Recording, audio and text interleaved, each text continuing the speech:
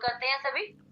गीता जी खोल लीजिए, सेकंड अध्याय, गीता का सार, विषाद योग भी बोलते हैं। इस अध्याय में भगवान ने अर्जुन के दुख को दूर किया, इसलिए विषाद योग भी बोलते हैं इस अध्याय का नाम।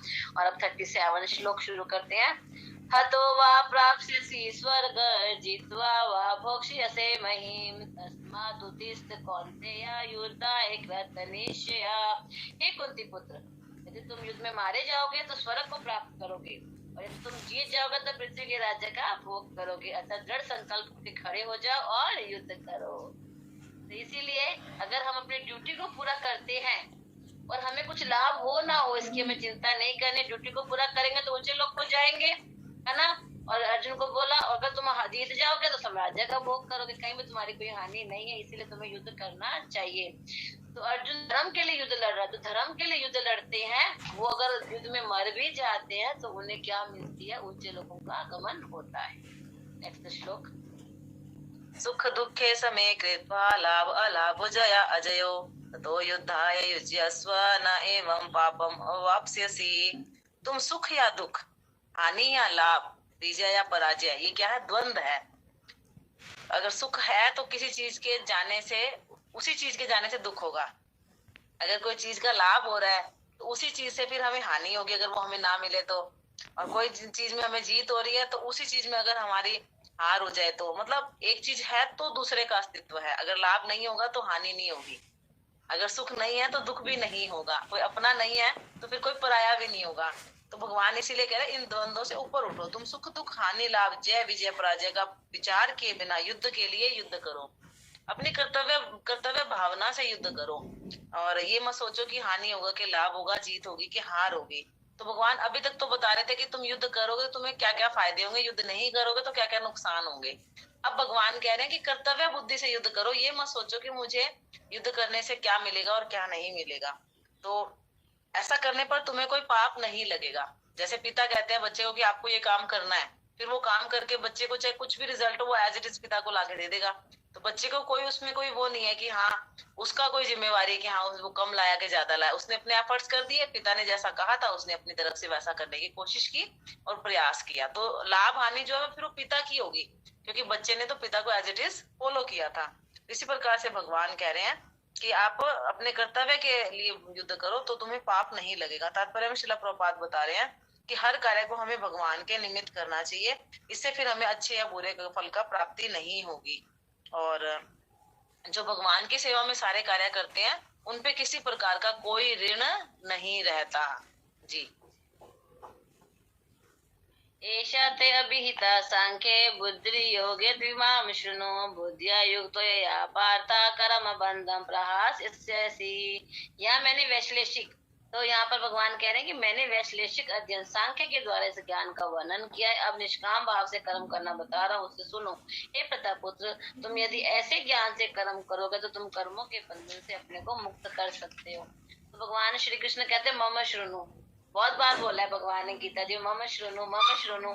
और हमें पता है कि भक्ति के 9 अंग जो होते हैं उसमें सबसे पहला क्या? श्रवण।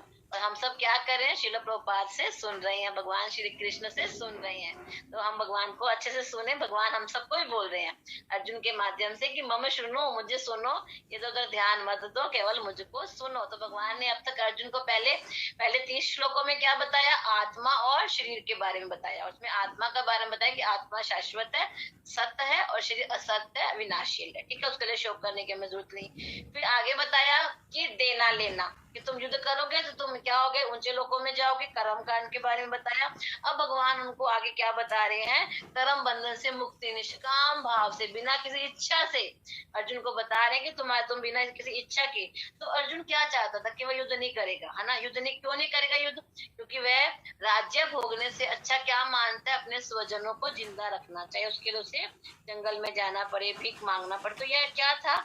यह तो इंद्र तृप्ति थी अर्जुन की, अपने परिजनों को जिंदा देखना, कुछ ऐसी मांग करना। तो ये क्या? इंद्र तृप्ति थी। उन्हें जीतने से प्राप्त होने वाला सुख या फिर स्वजनों को जिंदा रहना, ये दोनों इंद्र तृप्ति के धरातल पे थे। तो इसमें बुद्धि और कर्तव्य दोनों का अंत हो जाता है। कि अर्जुन की ड्यूटी क्या थी? युद्ध करना। क्यों था? क्योंकि वो चाहे उनके भाई थे, उन्होंने बहुत प्रकार से उनको मनाया। जो कि हम क्षत्रिय हैं, क्षत्रिय ना तो युद्ध क्या कर सकता है? ब्राह्मण के कार्य कर सकता है, ना वैश्य की तरह बिजनेस कर सकता है। क्षत्रिय तो क्या करेगा, राज्य संभालेगा। छोटे छोटे गांव ही बेशक हमें दे दो, लेकिन दुर्योधन ने नहीं दिया। तो नहीं दिया तो दुर्योधन का लड़ाई युद्ध कर लो, युद्ध करके तुम जीत लो। जब उनको ललकारा तो उन्हें युद्ध करना ही था। तो भगवान क्या कह रहे हैं, अर्जुन को बताना चाह रहे थे कि पितामह के शरीर का वध करके भी उसकी आत्मा नहीं मरेगी, है ना। सारे जीव शाश्वत है, भूतकाल में थे, वर्तमान में है, भविष्य में भी रहेंगे। शरीर की भांति ये बदलते रहेंगे, लेकिन तुम्हें क्या युद्ध करना पड़ेगा, क्योंकि तुम इंद्र तृप्ति कर रहे हो। कि ए प्रताप तो सुनो, तुम यदि ऐसे ज्ञान से कर्म करोगे तो तुम कर्मों के बंधन से मुक्त हो जाओगे।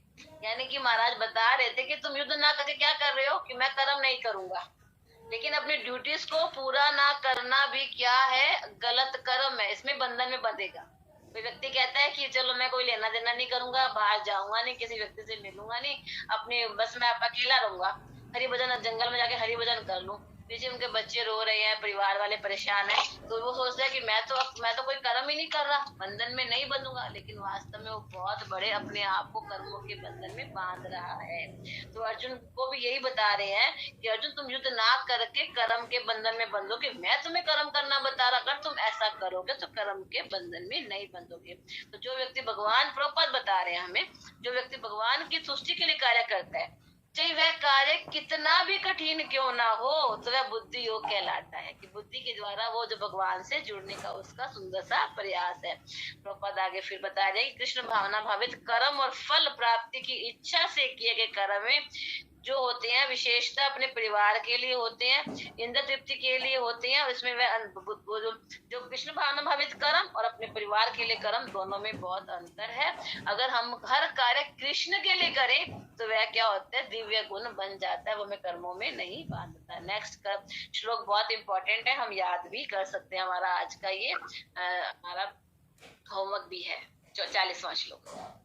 नेहा विक्रम नाशोऽस्ति प्रत्यवायो न विद्यते स्वल्पमपि अस्य धर्मस्य त्रायते महतो भयात्। इस प्रयास में ना तो हानि होती है ना ही हास, अपितु इस पद पर की गई अल्प प्रगति भी महान भय से रक्षा कर सकती है। तो जब हम निस्वार्थ भाव से कोई कार्य करते हैं तो उसमें हमें हानि नहीं होती, और छोटी सी भी प्रगति क्या करती है, महान भय से। वो महान भय क्या, निम्न योनियों में जन्म। तो भगवान खुद कह रहे हैं कि आप थोड़े अच्छे कर्म करोगे तो आपका निम्न योनियों में जन्म नहीं होगा। डायरेक्ट इस चीज से रक्षा हो जाती है हमारी। तात्पर्य में श्रील प्रभुपाद बता रहे हैं कि कृष्ण के लिए कर्म करना सबसे बड़ा कर्म है, वो हमें भगवान के लिए ही करने चाहिए। और हम थोड़ी सी भी कोई भगवान की सेवा करते हैं, वो हमेशा फिर हमारी शाश्वत बन जाती है और जन्मों जन्म जीव के साथ चलती है। इसका उदाहरण हमारे पास जड़ भरत है। जड़ भरत जहाँ पर उन्होंने भक्ति की और फिर आसक्त हो गए, फिर हिरण का जन्म लिया, लेकिन तीसरे जन्म में फिर ब्राह्मण बने और अपनी अधूरी भक्ति को पूरा करके वैकुंठ गए। तो यहाँ बता रहे हैं प्रभुपाद कि अगर कोई व्यक्ति एक जन्म में 2% भक्ति करता है तो दूसरे जन्म में वहां 3% से उसकी शुरू होती है। जबकि हमारी जो भौतिक विद्या है, हमने इस जन्म में जो भी ली, अगले जन्म में फिर हमें 0 से स्टार्ट करनी पड़ती है। भौतिक कार्य में हम कोई कार्य अधूरा छोड़ दें तो वो सारा कार्य 0 हो जाता है, लेकिन भक्ति में हम जहां पर कार्य छोड़ते हैं उतनी प्रगति हमारे अकाउंट में हमेशा शाश्वत रहती है, जीव के साथ जन्मों जन्म चलती है। इसका एग्जाम्पल श्रील प्रभुपाद अजामिल बता रहे हैं। अजामिल ने बचपन में कुछ भक्ति की थी, तो लास्ट टाइम में फिर वही उसके काम आई कि कोई संत आए घर पे और नारायण नाम रखवाया पुत्र का, और नारायण का नाम बोल के जैसे उन्होंने यमदूत लेने आए, तो फिर भगवान के दूत उनको बचाने आते कि उन्होंने अनजाने में नारायण नाम बोला। इस प्रकार से उनकी बचपन की हुई भक्ति आगे फिर काम आती है। तो बता रहे हैं कि अगर हमने यहाँ संसार के भौतिक कार्य अच्छे से करे, लेकिन अगर भक्ति नहीं की, तो फिर मृत्यु के समय वो जीवात्मा जो है फिर 84 लाख योनियों में चली जाएगी, तो फायदा नहीं होगा। लेकिन अगर हम भौतिक कर्म बहुत अच्छे से नहीं कर पाए, लेकिन हम भक्ति के कुछ प्रयास कर लेते हैं, तो वो मृत्यु के समय जो हमारी भक्ति है वो हमारे जीवात्मा के आगे साथ में काम में आएगी। इसलिए भौतिक कार्य और उनके फल शरीर के साथ समाप्त हो जाते हैं, लेकिन आध्यात्मिकता जन्मों जन्म हमारे साथ जाती है। जी।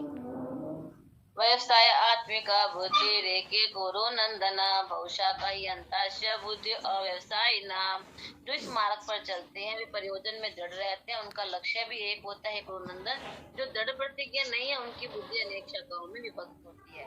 यह व्यवसाय आत्मिका बुद्धि किसे बोला, जिसका एक ही लक्ष्य, कृष्ण भावना भावित के द्वारा हम एक ही लक्ष्य पर जब दृढ़ रहते हैं तो वह हमारी, जैसे व्यवसाय से हम बिजनेस से ले सकते हैं, है ना। व्यवसायत्मक बुद्धि को क्या ले सकते हैं, एक तरह समझने के लिए कि जो बिजनेस करता है उसका क्या टारगेट क्या होता है, अपने बिजनेस में सबसे अर्निंग करने, पैसे कमाने, है ना। तो ऐसे ही अगर हमारी व्यवसाय आत्म का बुद्धि किसमें हो जाए, कृष्ण भावनामृत में, कि हमारा लक्ष्य केवल क्या है, कृष्ण की सेवा करना, कृष्ण के लिए कार्य करना, कृष्ण के लिए प्रेम उत्पन्न करना, तो वह व्यवसाय आत्म का बुद्धि होती है और उनका लक्ष्य ही एक होता है। तो भगवान क्या कह रहे हैं, हे कुरु नंदन, कि तुम कुरुओं के परिवार से हो। जैसे पहले धृतराष्ट्र ने क्या कहा, मेरे और पांडव के पुत्र क्या करें, इनकी मेरा जो बच्चे हैं वो तो कुरु कुरु परिवार से हैं, लेकिन जो पांचों भाई हैं वो किसे हैं, पांडु के, उसको बिल्कुल अलग कर दिया था। लेकिन यहाँ भगवान कहते हैं तुम कुरुओं के परिवार से हो और इसमें कोई प्रतिज्ञा नहीं है। उसकी प्रभु जी आपकी ना वॉइस अनम्यूट हो गई। थैंक यू प्रभु। तो इस प्रकार से बता रहे हैं भगवान के, लेकिन तुम्हारी बहुशाखा या अंतश की अनेक शाखाओं में विभक्त हो जाएगी। कि अर्जुन क्या सोच रहे हैं, कभी भीख मांग लूं, कभी जंगल में चला जाऊं, कभी युद्ध नहीं करूंगा या मैं मर जाऊं, है ना। तो इस प्रकार से तुम अगर अनेक शाखाओं में अपनी बुद्धि को बांट के रखोगे तो तुम्हारा भला नहीं हो सकता। तो श्रील प्रभुपाद को भी इस्कॉन की प्रेरणा यहीं से मिली थी। हमारे आचार्य हमें बता रहे थे लेक्चर में, प्रभुपाद ने जब इस श्लोक पढ़ा तो उन्होंने कहा मेरा केवल एक ही लक्ष्य है, एक ही लक्ष्य है, गुरु को प्रसन्न करना, कृष्ण को प्रसन्न करना। तब प्रभुपाद ने गौड़िया मठ में जो हो रहा था विघटन, उसको छोड़कर अलग से, कई लोग कहते हैं कि प्रभुपाद ने इस्कॉन को, गुरु को फॉलो नहीं किया, नहीं, उन्होंने अपने गुरु की सारी चीजों को लेकर एक अलग इस्कॉन की स्थापना की। क्योंकि इसमें प्रभुपाद खुद दे रहे हैं तात्पर्य में, यस्य प्रसादात भगवत प्रसादो यस्य प्रसादात न गति कुतो अपि, कि गुरु को तुष्ट कर लेंगे तो भगवान भी प्रसन्न होते हैं। अगर हम गुरु को प्रसन्न नहीं करेंगे तो फिर क्या होगा, भगवान भी प्रसन्न नहीं होंगे। इसीलिए हमें ऐसे गुरु की 3 बार त्रिसंध्याम ध्यायम स्तुवन, कि हमें ध्यान करना चाहिए, वंदना करनी चाहिए। त्रिसंध्याम, तीनों संध्याएं कौन कौन सी हो गई, रात का और सुबह का टाइम, यानी कि हमारा मंगला का टाइम, दोपहर का टाइम हो गया, सुबह का और दोपहर का, तो दो चीजें मिलते हैं संध्या बोलते हैं, है ना। तो दोपहर का और सुबह का टाइम दोपहर को मिला, और शाम को जब हम आरती करते हैं, गौर आरती करते हैं, दोपहर का और रात का मिलने वाला टाइम, इस समय हमने गुरु की याचना भी करनी चाहिए। जिस प्रकार भगवान बता रहे हैं कि तुम अपने को आपको दृढ़ लक्ष्य बनाइए। नेक्स्ट श्लोक। यामिमां पुष्पितां वाचं प्रवदन्ति अविपश्चिता वेदवादरता पार्थ न अन्यत् अस्ति इति वादिनः कामात्मन स्वर्ग परा जन्म कर्म फल प्रदाम क्रिया विशेष बहुलाम भोग ऐश्वर्य गतिम प्रति। अल्प ज्ञानी मनुष्य वेदों के उन अलंकारिक शब्दों के प्रति अत्यधिक आसक्त रहते हैं जो स्वर्ग की प्राप्ति, अच्छे जन्म, शक्ति इत्यादि के लिए विविध सकाम कर्म करने की संस्तुति करते हैं। इंद्रिय तृप्ति और ऐश्वर्य में जीवन की अभिलाषा के कारण वे कहते हैं कि इससे बढ़कर और कुछ भी नहीं है। तो भगवान यहाँ बता रहे हैं कि वेदों के अंदर 70% जो है वो ये बता रखा है कि हमें कोई भी हमारी इच्छा है तो उसको पूरा करने के लिए हमें क्या क्या करना चाहिए। जैसे किसी को अच्छा घर वर चाहिए तो उसे शिव जी की पूजा करनी चाहिए, स्वास्थ्य चाहिए तो संडे को सूर्य भगवान की पूजा करनी चाहिए। इस प्रकार से तो ये क्या है, अच्छे जन्म, सुख, स्वर्ग की प्राप्ति के हिसाब से चीजें होती हैं। लेकिन जो भोग ऐश्वर्य में लग जाते हैं तो उनको लगता है कि नहीं, खाओ पियो ऐश करो, बस जीवन इसी के लिए बना है, तपस्या के लिए नहीं है, अनुशासन के लिए नहीं है। लेकिन वो आज को तो जीते हैं, लेकिन उनका जो है कल खराब हो जाता है। जो बच्चा बचपन में पढ़ाई नहीं करेगा पूरा साल, उसका क्या रिजल्ट आएगा और क्या उसका भविष्य बनेगा।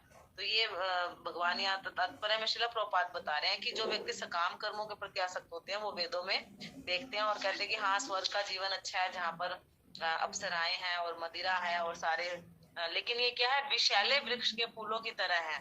और आकर्षण तो होता है लेकिन ये नहीं पता होता कि इनकी आसक्ति से फल क्या होगा, क्योंकि स्वर्ग में पुण्य खत्म होने पर वापस पृथ्वी पर ही आना पड़ता है।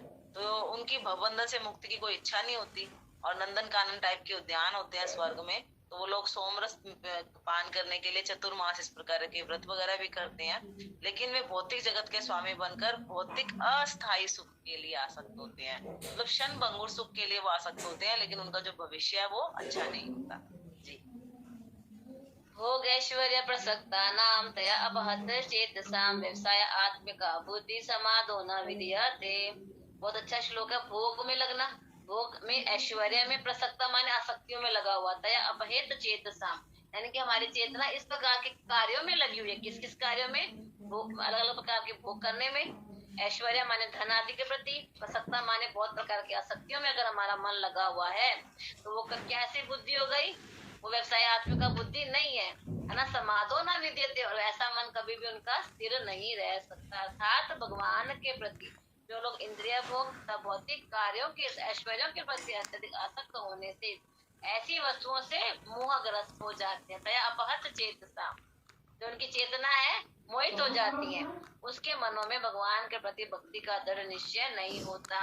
तो भगवान के प्रति दृढ़ निश्चय करने के लिए कैसा मन चाहिए? ध्रुव महाराज जैसा, प्रहलाद महाराज जैसा।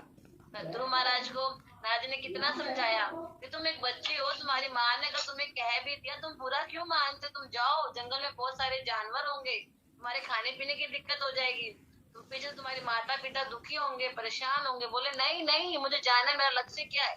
केवल एक लक्ष्य है मेरा, भगवान को प्राप्त करना, मुझे भगवान को ढूंढना है, भगवान से मिलना है। जिसका एक ही लक्ष्य है। प्रहलाद महाराज का क्या था? कीर्तनीय सदा स्मरण करना, लगातार स्मरण, कितने कितने दुख दिए, केवल एक ही लक्ष्य है। व्यवसाय आत्म का बुद्धि यानी कृष्ण भावना में एकदम दृढ़ बुद्धि चाहिए, दृढ़ लक्ष्य हमें चाहिए। इस प्रकार से जब हमारा मन कई शाखाओं में बट जाएगा तो हम क्या हो जाएगा? हम समाधि में नहीं रहेंगे। जैसे अष्टांग योग होता है, यम नियम आसन प्राणायाम प्रत्याहार ध्यान समाधि, यम नियम डूज डोंट। डूज क्या करना है भक्ति में, के अनुकूल चीजों को हम करें, प्रतिकूल को ना करें। फिर हम ध्यान करेंगे, धारणा करेंगे, तब हम जाकर लास्ट में समाधि समाधो ना विद्यते। लेकिन जब हम सोचेंगे ये काम करना है, वो काम करना है, तो हम भगवान में ध्यान नहीं लगा सकते। माया के चक्कर में पड़कर कम या ज्यादा हमारा पतन होता रहेगा। त्रिगुणे विषया वेदा निस्त्रिगुण्यो भवार्जुना निर्द्वंदो नित्य सत्वस्थो निर्योग क्षेम आत्मवान। वेदों में मुख्यतः प्रकृति के 3 गुणों का वर्णन हुआ है, रजोगुण सत्वगुण और तमोगुण। हे अर्जुन, इन तीनों गुणों से ऊपर उठो। तो भगवान अर्जुन को कह रहे हैं इन गुणों से ऊपर उठो, क्योंकि जो इन 3 गुणों में फंसा उसको 84 लाख योनियों में भटकना पड़ता है। समस्त द्वैत, जो द्वैत हमने भी बात की थी, अपना पराया, सुख दुख, लाभ हानि, मान अपमान, उन द्वैतों से और लाभ और सुरक्षा की सारी चिंताओं से मुक्त होकर आत्मपरायण बनो। आत्मपरायण मतलब हमारी जो जर्नी होती है ना, बॉडी से बाहर की तरफ चलती है, लेकिन वास्तव में सोल की जर्नी इंटरनल होती है, कि सेल्फ रियलाइजेशन की मैं एक सोल हूँ, फिर सोल भगवान का अंश है और फिर भगवान की सेवा करनी है। तो जर्नी तो हमारी इंटरनल होती है, लेकिन हम क्या करते हैं आउटर, बाहर कुछ अच्छा को देखना, पहनना, खाना, इनमें ही हम उलझ कर रह जाते हैं। तो इसी वजह से लाभ और सुरक्षा की चिंताएं हमें हमेशा सताती रहती हैं। तो भगवान यह कह रहे हैं तीनों गुणों से ऊपर उठो, समस्त द्वैतों से ऊपर उठो और लाभ और सुरक्षा की सारी चिंता किन पे छोड़ दो? भगवान पर, और आत्मपरायण बनो। तो तात्पर्य में श्रील प्रभुपाद बता रहे हैं कि इंद्रिय तृप्ति, भोग इच्छा के कारण हम सकाम कर्मों में फंसे रहते हैं और अपने भौतिक अस्तित्व के लिए हमें कठिन संघर्ष करना पड़ता है। और ये सारे कर्म कांड है, क्योंकि हम अपने ही कर्म का फल भोगना चाहते हैं और इस वजह से हम आत्म साक्षात्कार नहीं कर पाते। जब हानि और लाभ की चिंताएं सब भगवान पर छोड़ देंगे, कृष्ण पर पूर्णतः आश्रित हो जाएंगे, तब वो दिव्य अवस्था प्राप्त होती है। जी हरि बोल। यावानर्थ उत्पाने सर्वथा संपलुतोदके तावान सर्वेषु वेदेषु ब्रह्मस्य विजानता। एक छोटे से कूप का सारा कार्य एक विशाल जलाशय से तुरंत पूरा हो जाता है। इसी प्रकार वेदों के आंतरिक तात्पर्य जानने वाले के उनके सारे प्रयोजन सिद्ध हो जाते हैं। तो बता रहे थे महाराज कि पहले क्या होता था, एक कुआं होता था, उसमें हम कपड़े धोते थे, एक कुएं में पानी भरते थे, एक कुएं में स्नान करते थे, तो बहुत सारे कुएं होते थे, है ना। लेकिन एक जलाशय है कि उसका पानी कैसा है? बहता पानी, उसका पानी लगातार चल रहा है। तो उस चलते पानी में हम नहा भी लेते हैं, कपड़े भी धो लेते हैं, पानी पीने का भी भर लेते हैं, तो सारा कार्य पूरा हो जाता है। उसी प्रकार से वेदों में क्या बताया गया है? लोग कहते हैं वेदों के में लिखा गया है कि पुत्र प्राप्ति के लिए ये यज्ञ करो, धन प्राप्ति के लिए ये यज्ञ करो, इसके लिए ये यज्ञ करो। तो यहाँ बता रहे हैं कि सारा अगर हम उसका अंदर का निचोड़, अंदर का सार जान लेंगे तो हमारे सारे प्रयोजन पूरे हो जाएंगे। तो यहाँ तात्पर्य में श्रील प्रभुपाद बता रहे हैं कि मनुष्य को इतना बुद्धिमान होना चाहिए कि बहुत सारे अनुष्ठान ना करके वेदों का सार क्या है? वेदों का सार है कृष्ण को जानना। वेद सारे लिखे किसने है? 15वें अध्याय के 15वें श्लोक में भगवान खुद तो कह रहे हैं कि मैंने ही सारे वेदों का संकलन करता भी मैं ही हूँ, वेदों को जानने के योग्य भी मैं ही हूँ, और मैंने सारे वेद लिखे भी हैं। इस प्रकार से यहाँ बताया जा रहा है कि हमें उसका कंक्लूजन, उसका सार क्या है, सार पे जाना चाहिए। हम लोग को क्या डिटेल में पढ़ जाते हैं कि ये लिखा है वेदों में, ये लिखा है वेदों में, ये लिखा है वेदों में, तो ये भी लिखा है कि पशु बलि कर सकते हैं, तो लोग पशु बलि कर देते हैं। लेकिन क्यों लिखा है? जो व्यक्ति बिल्कुल मरणासन है, जिसके लिए कुछ भी उपलब्ध नहीं है, वो एकदम निकृष्ट जो होते हैं पशु, उसको मार कर खा सकते हैं, लेकिन साथ में क्या करेंगे? उसके कान में बोलेंगे जिस प्रकार से मैं तुम्हें खा रहा हूँ, अगले जन्म में तुम्हें भी मुझे खाने का हक है। तो लोग क्या करते हैं, अपने इच्छा के अनुसार से साइड की बातों को छोड़कर वो थोड़ी सी बात कि हाँ हम पशु हत्या कर सकते हैं, लेकिन यहाँ क्लियर बताया गया है कि हमें क्या करना है। वेदों के आंतरिक तात्पर्य जानने वाले को उनके सारे प्रयोजन सिद्ध हो जाते हैं। चैतन्य महाप्रभु हरिनाम कीर्तन करते थे, नाचते गाते कूदते थे। तो प्रकाशानंद सरस्वती स्वामी मिले उनसे, तो कहा कि आप ये भावुक कीर्तन कर रहे हो, ऐसा क्यों कर रहे हो, आप वेदों का ज्ञान क्यों नहीं पढ़ रहे, वेदों को पढ़ो। तो चैतन्य महाप्रभु ने क्या कहा, मेरे गुरु ने मुझे बहुत बड़ा मूर्ख समझकर कृष्ण के नाम का कीर्तन करने की आज्ञा दी। उन्होंने ऐसा ही किया और वे पागल की भांति कीर्तन करने लगे। तो कलयुग में प्रभुपाद बता रहे कि जनता मूर्ख है, वो वेद तो पढ़ लेंगे, लेकिन वेदों का पढ़ने का कंक्लूजन क्या है, प्रभुपाद का नाम क्या है, भक्ति वेदांत। वेदों का अंत क्या है, भक्ति। प्रभुपाद का नाम भी यही है। जब प्रभुपाद सबसे पहले विदेश गए, बोस्टन में जब उतरे, तो प्रभुपाद ने खुद ने कहा कि मुझे आपने भक्ति वेदांत नाम दिया, तो आप मेरे नाम को सार्थक करोगे। यानी कि वेदों का अंत क्या है, भक्ति, यानी कृष्ण की प्रेमयी सेवा। तो सबसे बड़ा वेदांती वह महात्मा है जो भगवान के नाम जप करने में आनंद लेता है। संपूर्ण वैदिक रहस्यवाद का यही चरम रहस्य है। तो हमें उसका सार देखना चाहिए, उसको हमें अपने जीवन में उतारना चाहिए। नेक्स्ट श्लोक। कर्मण्यवाधिकारस्ते मा फलेषु कदाचन मा कर्म फल हेतुर्भुर्मा ते संगस्तु अकर्मणि। बहुत इंपॉर्टेंट श्लोक है, ये सबको याद भी होगा लगभग। तुम्हें अपना कर्म करने का अधिकार है, किंतु कर्म के फलों के तुम अधिकारी नहीं हो। तो भगवान कह रहे हैं कि हमें अपना कर्तव्य को पूरा करना चाहिए, लेकिन इसका फल हमें क्या मिलेगा क्या नहीं है हमें डिसाइड नहीं करना है, ना उससे कुछ आशा रखनी है, ना आसक्ति रखनी है। तुम ना तो कभी अपने आप को अपने कर्मों के फलों का कारण मानो। अब कर्म फल में मान लो सफलता मिल गई, तो ये मत सोचो कि हाँ मेरी वजह से सफलता मिली है, न ही कर्म न करने में कभी आसक्त हो। अब क्योंकि कर्मों का फल हमारे हिसाब से नहीं है, हमें तो सिर्फ कर्म करने का अधिकार है, तो हम सोचते हैं कि अरे फल तो मुझे मेरे हिसाब से मिलेगा नहीं, इसलिए मैं कर्म भी ना करूं। तो भगवान कह रहे हैं कि कर्म ना करने में भी आप आसक्त मत हो। तो यहाँ पे प्रभुपाद बता रहे हैं कि हमें कर्म, विकर्म और अकर्म, इन तीनों चीजों को समझना चाहिए। शास्त्रों के अनुसार जो कर्म होते हैं वो स्वधर्म होते हैं हमारे, और यहाँ पर अर्जुन के लिए जो युद्ध है वो स्वधर्म है। और विकर्म जो शास्त्रों के विरुद्ध होते हैं, जो दुर्योधन कर रहा है। और अकर्म कृष्ण भावना भावित होकर कर्म करने, जिससे कि हम कर्मों के बंधन में नहीं बंधेंगे। अकर्म का मतलब कर्म ना करना भी होता है, लेकिन कर्म ना करने से, कर्म ना करने का हमें फल लगता है, पाप लगता है, तो वो भी हम पाप में बंध जाते हैं। तो ज्यादा अच्छा है कि हम कृष्ण भावना भावित होकर कर्म करें। जब हम सारे कर्म भगवान को अर्पित करते हुए करते हैं, तो हम कितने भी कर्म करें, हम कर्मों के बंधन में नहीं बंधेंगे, तो हमारे अकर्म हो जाएंगे। इसीलिए लास्ट लाइन में प्रभुपाद बहुत सुंदर बता रहे कि कर्तव्य के रूप में युद्ध करना ही अर्जुन के लिए मुक्ति का एकमात्र कल्याणकारी मार्ग था। बार बार भगवान हमसे कह रहे हैं कि हमें अपनी प्रिस्क्राइब ड्यूटीज अच्छे से करनी है, साथ साथ में भगवान को अर्पित करते हुए करनी है, भगवान की प्रसन्नता के लिए करनी है। जी। योगस्थ कुरु कर्माणि संग त्यक्त्वा धनंजय सिद्ध सिद्ध समो भूत्वा समत्वम योग उच्यते। हे अर्जुन, जय अथवा पराजय की समस्त आसक्ति त्याग कर समभाव से अपना कर्म करो, ऐसी समता योग कहलाती। योगस्थ कुरु कर्माणि, योग में रहकर, सम में रहकर, कुरु कर्माणि, तुम अपने कार्य को करो। संग त्यक्त्वा धनंजय, तुम आसक्ति को त्याग दो धनंजय। या अर्जुन को धनंजय बोल रहे हैं। अर्जुन ने बहुत सारा धन लाकर युधिष्ठिर महाराज को दिया था रासुर यज्ञ की टाइम, तो इसलिए उनका नाम धनंजय है कि ये धनंजय तुम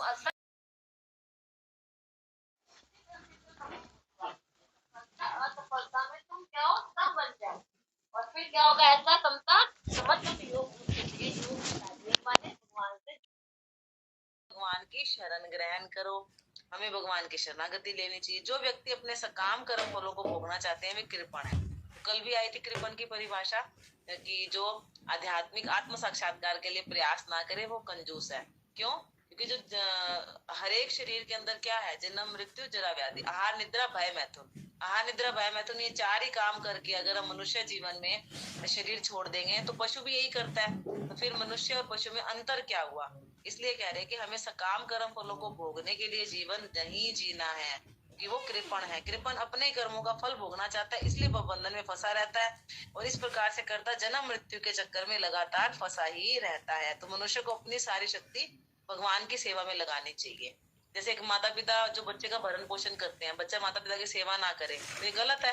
ऐसे हमें सब कुछ भगवान दे रहे हैं और सब कुछ भगवान का है, तो भगवान की सेवा में हमें लगाना चाहिए। तो कृपणों की भांति अभागे व्यक्ति अपनी मानवीय शक्ति को भगवान की सेवा में नहीं लगाते। जी। बुद्धि युक्तो जो तातीय उभे सुकृत अदुष्कृते तस्मादो गयोजस्व योग कर्मशु कौशलम। बुद्धि युक्तो, जहाँ पर बुद्धि योग आया है, बुद्धि योग का मतलब भक्ति योग है। हमें इस बात को ध्यान रखना है कि बुद्धि के द्वारा जुड़ना। तो बुद्धि के द्वारा हम किससे जुड़ेंगे? भगवान से जुड़ सकते हैं, क्योंकि भगवान ने तो हमें बुद्धि देते हैं। तो जहाँ भी बुद्धि, पिछले श्लोक में बुद्धि योग आया है, यहाँ भी बुद्धि योग आया है, यानी कि कृष्ण भावनामृत में हम अपने कार्य को करना। तो यहाँ कहा गया है कि भक्ति में संलग्न मनुष्य इस जीवन में ही अच्छे बुरे कार्यों से अपने को मुक्त कर लेता है। अतः योग के लिए प्रयत्न करो।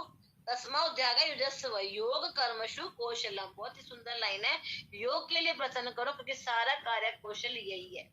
तो हम अपनी कार्य कुशलता किसमें लगाते हैं? इंद्र तृप्ति में। अच्छा सा मेरा बैंक बैलेंस हो, अच्छा बिजनेस हो, अच्छे से मेरे बच्चे अच्छे स्कूल में पढ़े, सब कुछ अच्छा हो, यही हम कार्य कौशल की। बड़ा ही अच्छा व्यक्ति है, वेल मैनर्ड है, वेल स्टैब्लिश है। लेकिन नहीं, योग के लिए जो कृष्ण से जुड़ने का प्रयास करता है वही उसका सबसे अच्छा कार्य है। और जो व्यक्ति जीवात्मा बहुत सारे लंबे से कभी अच्छे कर्म करे, कभी बुरे कर्म करे, लेकिन उसको पता नहीं इसका रिजल्ट क्या होगा, लेकिन जब वह कृष्ण की भक्ति में लगता है तो वो अपने अच्छे बुरे सब कर्मों को खत्म कर लेता है। इसीलिए हमें पूर्ण रूप से भगवान कृष्ण की शरण में जाना चाहिए, ताकि जन्मों जन्मों के कर्म बंधनों में जो हम बंधे हैं हम खत्म हो जाए। अतः अर्जुन को कृष्ण भावनामृत में कार्य करने को बोला है। जब तुम अर्जुन ने क्या कहा? पाप लगेगा। भगवान ने कहा तुम मेरे लिए कर्म करो, कोई पाप नहीं लगेगा। तो हम सबको भी प्रभुपाद यही कह रहे हैं कि तुमने बहुत सारे बुरे अच्छे कर्म किए हैं, लेकिन जब तुम कृष्ण से जुड़ जाओ, कृष्ण के लिए कार्य करोगे, तो फिर तुम्हारी श्रृंखला खत्म हो जाएगी और कर्म फल के शुद्ध होने की प्रक्रिया यही है। कृष्ण को सेंटर ऑफ पॉइंट में रखकर कर्म करें। नेक्स्ट। कर्मजं बुद्धि युक्ता हि फलं त्यक्त्वा मनीषिणा जन्म बंधवे निर्मुक्ता पदम गच्छन्ति अनामयम्। तो भगवान जब कह रहे हैं कि इस प्रकार से आप भक्ति वाले कर्म कीजिए, तो क्वेश्चन हम कर सकते हैं कि नहीं ऐसा किसने करा है। तो हम क्या करते हैं, अपने सीनियर्स को देखते हैं कि हाँ हमारे चारों तरफ बड़े बड़े लोगों ने क्या काम करा और किसको क्या क्या सफलताएं मिली। इसलिए भगवान उनको प्रेरित करने के लिए बता रहे हैं कि इस तरह भगवत भक्ति में लगे रहकर बड़े बड़े ऋषि मुनि भक्तगण अपने आप को इस भौतिक संसार में कर्म के फलों से मुक्त कर लेते हैं। तो कर्मों के फलों से मुक्ति सिर्फ भक्ति में लग के हो सकती है, अदरवाइज नहीं हो सकती। हम कर्मों को भोगते हैं, उसका जो रिएक्शन करते हैं वो हमारे नए कर्म बन जाते हैं, आगे के लिए किस्मत बन जाती है, और ये साइकिल हमेशा हमारा चलता रहता है। इस प्रकार से वे जन्म मृत्यु के चक्र से छूट जाते हैं। कौन? जो भक्ति करते हैं और भगवान के पास जाकर उस अवस्था को प्राप्त करते हैं जो समस्त दुखों से परे है। तो इस भौतिक संसार में ऐसा कोई स्थान नहीं है जहाँ पर दुख ना हो। केवल भगवान के धाम में ही ऐसा है जहाँ पर दुख नहीं है। तो यहाँ भगवान श्रील प्रभुपाद बता रहे हैं कि जो संसार है इसमें पद पद पर संकट है, लेकिन जो भक्ति करता है उसके लिए भवसागर क्या होता है? गोखुर। गाय जब चलती है तो उसके पैर से जो गड्ढा बनता है उसमें जल भर जाता है। बच्चा आराम से चल रहा है तो उसके दो पैरों के बीच में वो गोखुर आराम से निकल जाता है। तो इसी प्रकार से जो भक्ति करते हैं उनके लिए संसार भवसागर गोखुर के समान हो जाता है। इस संसार में पद पद पर संकट है, कोई भी शरीर दुखों से रहित नहीं है। हर जगह क्या है? जन्म मृत्यु जरा व्याधि। तो जो अपने वास्तविक स्वरूप को समझ सकता है वही भगवान की भक्ति करके और धाम जा सकता है। और अपने स्वरूप को जानने का मतलब है कि भगवान के साथ हमारा क्या संबंध है, और भगवान की कृपा से और भगवान के भक्तों की गाइडेंस से ही हम भगवत भक्ति कर सकते हैं। यदा ते मोह कलिलं बुद्धि व्यतितरिष्यति तदा गन्तासि निर्वेदम श्रोतवस्य श्रुतस्य च। जब तुम्हारी बुद्धि मोह रूपी सघन वन को पार कर जाएगी तो तुम सुने हुए तथा सुनने योग्य सब के प्रति अन्य मनस्क हो जाओगे। वो मोह रूपी सघन वन, जब हम घने जंगल में गिर जाते हैं, बहुत सारे हम क्या सोचते हैं, इस दिशा में ऐसा होना चाहिए, उस दिशा में रास्ता है, इस दिशा में रिश्ता है, मेरे को बड़ों ने ये बताया कि ऐसे ऐसे जंगल में जाते हैं। ऐसे बहुत सारी चीजें हम लोग क्या करते हैं, इमेजिनेशन करते हैं, और जब हम बाहर निकल जाते हैं हम फ्री हो जाते हैं, फिर कुछ नहीं, क्या सुना क्या नहीं सुना, कोई हमारी प्लानिंग नहीं चलती। तो भगवान यही कह रहे हैं कि तुम अभी मोह रूपी सघन वन में गिर गए हो, लेकिन जब तुम मोह को पार करके बाहर आ जाओगे और जो तुमने सुना हुआ, जो पहले सुना था या सुनने के योग्य सब के प्रति तुम्हारा मन क्या हो जाएगा? अन्य मनस्क हो जाएगा। यहाँ बहुत ही सुंदर बात कह रहे हैं कि हम सोचते हैं कि हमें वेदों में बताया गया हमें ये करना चाहिए, उसने कहा ये करो, और हम इस बहुत प्रकार के कार्यों में लग जाते हैं। लेकिन जब हम कृष्ण भावना भावित हो जाएंगे ना, फिर हमें कुछ भी और करने की जरूरत नहीं है। क्यों जरूरत नहीं है? कि पेड़ की जड़ में पानी देने से उसकी शाखाएं को पोषण मिलेगा, उसके फल को, फूल को, ब्रांचेस को, टहनियों को, सबको अलग अलग पानी देने की जरूरत नहीं है, सब पोषित हो जाएंगी। यह बहुत सुंदर जो शिल प्रभुपाद है माधवेंद्र पुरी पाद का एग्जाम्पल दे रहे हैं, श्लोक बता रहे हैं। माधवेंद्र पुरी पाद कहते हैं कि हे मेरे त्रिकाल, हमें कहा क्या किया गया है कि हमें शाम को संध्या आरती करनी चाहिए, हमें स्नान करना चाहिए, यज्ञ दान तपस्या करनी चाहिए, तर्पण करने चाहिए। लेकिन माधवेंद्र पुरी पाद क्या कहते हैं, हे मेरे त्रिकाल संध्याओं तुम्हारी जय, ये स्नान तुम्हें प्रणाम, हे पितृगण तुम्हें प्रणाम, लेकिन मैं आप लोगों के लिए कोई तर्पण करने में असमर्थ हूँ। अब तो मैं जहाँ ही बैठता हूँ वहां मुझे यादव कुलवंशी कंस के हंता श्री कृष्ण का स्मरण करता हूँ। इस तरह मैं अपने पाप में बंधन से मुक्त हो सकता हूँ। मैं सोचता हूँ यही मेरे लिए पर्याप्त है। लेकिन ये शुद्ध भक्त, शुद्ध अति शुद्ध भक्त की स्थिति है। लेकिन हमारी क्या है, निम्न अति निम्न, पतित, पतित से भी पतित हमारी स्थिति है। जब हम भी शुद्ध हो जाएंगे तब हम ये बात बोल सकते हैं, लेकिन अभी हमारी स्थिति ऐसी नहीं है। तो अर्जुन को कहने की तुम्हारी स्थिति अभी नहीं है, लेकिन जब तुम मेरे लिए कार्य करोगे, मेरे लिए कार्य करते करते पाप पुण्य कर्मों के बंधन से सब मुक्त हो जाओगे, तब तुम भी ये नहीं सोचोगे कि कोई क्या कहेगा, मुझे पाप लगेगा, मुझे पुण्य, तो तुम्हारा पाप पुण्य सब खत्म हो जाएगा मेरे हिसाब से कार्य करने से। इसीलिए बोला गया है, यहाँ यही बताया गया है कि वेदों का उद्देश्य क्या है, कृष्ण तक पहुंचने में। लेकिन लोग क्या करते हैं, बहुत अनेक प्रकार के अनुष्ठान आदि कार्यों में करके अपने समय को बर्बाद कर दें। हमें उसका सार ढूंढ ले। एक बहुत बड़ा लंबा रास्ता है, एक रास्ता ये है रोहिणी मंदिर पहुंचने का, एक और रास्ता है, फिर हम क्या कहते हैं, प्रभु छोटे छोटे रास्ता बता दो बस, उसके अलावा मुझे कहीं नहीं जाना। वो छोटे रास्ते से हम मंदिर पहुंच जाते हैं। ऐसे ही अनेक प्रकार के रास्तों को, अनेक प्रकार के यज्ञ दान तपस्या करने से अच्छा है कृष्ण की सेवा में लग जाए, वरना हम अपने समय को ऐसे ही बर्बाद करेंगे। नेक्स्ट श्लोक 53। श्रुति विप्रपत्ति पन्ना ते यदा स्थास्यति निश्चला समाधो अचलो बुद्धिस्तदा योगम वाप्स्यसि। जब तुम्हारा मन वेदों के अलंकारमय भाषा से विचलित ना हो, वह आत्म साक्षात्कार की समाधि में स्थिर हो जाए, तब तुम्हें दिव्य चेतना प्राप्त हो जाएगी। अब एक बच्चा रो रहा है और माँ ही झुंझुनू हाथ में दे दिया, लॉलीपॉप दे दी, बच्चा खेल लग गया, माँ अपना काम कर रही है, बच्चा अपना खेल में मस्त है। और एक बच्चा कहते कि नहीं मुझे झुंझुनू खिलौने नहीं चाहिए, तो फिर माँ बच्चे को जब रोता हुआ देखती है तो उसको गोद लेना पड़ता है। तो ऐसे ही बता रहे हैं कि हम यहाँ संसार में अटके हुए हैं, तो भौतिक सुख हमें आकर्षित करेंगे, माया कुछ कुछ चीजों में हमें आकर्षित करेगी। लेकिन अगर हम कहते नहीं हमें तो बस कृष्ण चाहिए, हमें भौतिक सुख सुविधाएं नहीं चाहिए, तो वेदों के अलंकार में भाषा से हम विचलित नहीं होंगे। और जब भगवान की सेवा में जब हम स्थिर हो जाएंगे तो फिर हमारी दिव्य चेतना होगी, और फिर हमें क्या मिलेगी, माँ की गोद। क्या है, भगवान का कृष्ण प्रेम। तो तात्पर्य में श्रीला प्रभुपाद बता रहे हैं कि जिसको ये पता लग गया कि मैं भगवान का दास हूँ, आत्मा हूँ, तो उसका एकमात्र कर्तव्य सिर्फ भगवान की सेवा करना रह जाता है। और जब वो बच्चा सेवा करता है माँ बाप की, तो माँ बाप क्यों नहीं प्रसन्न होंगे। तो जब प्रसन्न होंगे माँ बाप तो अपना प्रेम देंगे। जब कृष्ण प्रेम मिल जाएगा तो बस फिर कुछ यहाँ पाने लायक यहाँ पर रहेगा नहीं। लेकिन इसके लिए हमें गुरु की आज्ञा को पालन करना होगा। जी हाँ जी। अर्जुन उवाच स्थितप्रज्ञस्य का भाषा समाधिस्तस्य केशव सिद्धि किम परभाषेत किमासीत ब्रजेत किमा।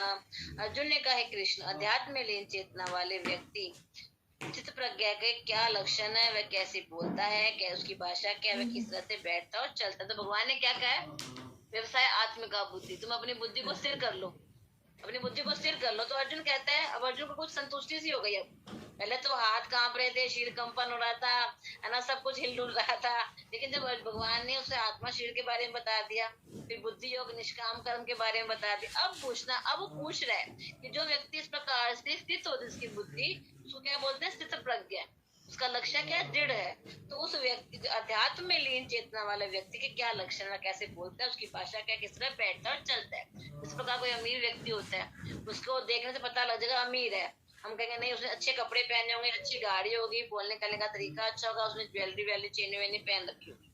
कोई रोगी व्यक्ति है, कैसे पहचानेंगे, बहुत वीक होगा, पीला पीला होगा, बाल बाल सब खराब होंगे, कपड़े भी ऐसे वैसे होंगे, तो उसको उसके लक्षण से पहचान लेते हैं। तो अर्जुन भी जानना चाहता है कृष्ण भावना भावित व्यक्ति कैसे बोलता है, उसकी वाणी, क्योंकि वाणी ही किसी मनुष्य का सबसे महत्वपूर्ण गुण है। प्रभुपाद बता रहे हैं कि मूर्ख का कब पता चलता है, जब वह बोलता है, मुंह खोलता है।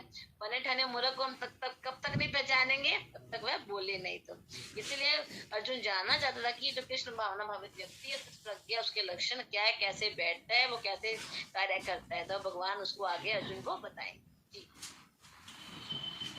श्री भगवान उवाच प्रजहाति यदा कामान् सर्वान् पार्थमनोगतान् आत्मनिवात्मना तुष्ट स्थित प्रज्ञ सदा उच्यते। श्री भगवान ने कहा, भगवान कृष्ण के लिए बार बार क्या रहा, श्री भगवान ने कहा, हे पार्थ, जब मनुष्य मनोधर्म से उत्पन्न होने वाली इंद्रिय तृप्ति की समस्त कामनाओं का परित्याग कर देता है। अभी क्या है कि हमारा मन बड़ा चंचल है, बार बार कहता है कि चलो आंखों के ये दिखाना है तो चलो मूवी चलते हैं, कानों को सुनाना है यहाँ चलते हैं। तो इस प्रकार से हम क्या करते हैं, मन से उत्पन्न होने वाली अपनी सेंस ग्रेटिस्फेक्शन की डिजायर्स के लिए इधर उधर भागते रहते हैं। लेकिन जब मनुष्य मनोधर्म से उत्पन्न होने वाले इंद्रिय तृप्ति की समस्त कामनाओं का परित्याग कर देता है, जब इस तरह से विशुद्ध हुआ उसका मन, विशुद्ध मतलब शुद्ध से भी ऊपर, मतलब प्योर हो गया, अब उसके अंदर अपनी तुष्टि की कोई इच्छा नहीं है, सिर्फ और सिर्फ भगवान और गुरु की प्रसन्नता की जब इच्छा रहती है, तब उसका मन आत्मा में संतोष प्राप्त करता है, सेटिस्फाई हो जाता है। जैसे हमने बात की हर्षिकेश भगवान इंद्रियों के स्वामी है, जब इंद्रियों के स्वामी की सेवा में लगती हैं तब वो तुष्ट होती हैं, तो वह विशुद्ध दिव्य चेतना को प्राप्त स्थित प्रज्ञा कहा जाता है। हमारा सारा चक्कर ही सबका यही है कि मन बड़ा चंचल है हम सबका, तो उस मन को कैसे सेटिस्फाई किया जा सकता है, भगवान कृष्ण की सेवा करके, तब ये मन स्थिर होगा। तो तात्पर्य में श्रील प्रभुपाद बता रहे हैं कि जो भक्ति करते हैं उनमें समस्त देवीय गुण पाए जाते हैं और मनोधर्म पर वो आधारित नहीं होते। व्यक्ति को मनोधर्म द्वारा कल्पित सारी विषय वासनाओं को त्याग देना होता है, क्योंकि कृत्रिम किसी भी तरीके से ना हम अपने मन को कंट्रोल नहीं कर सकते।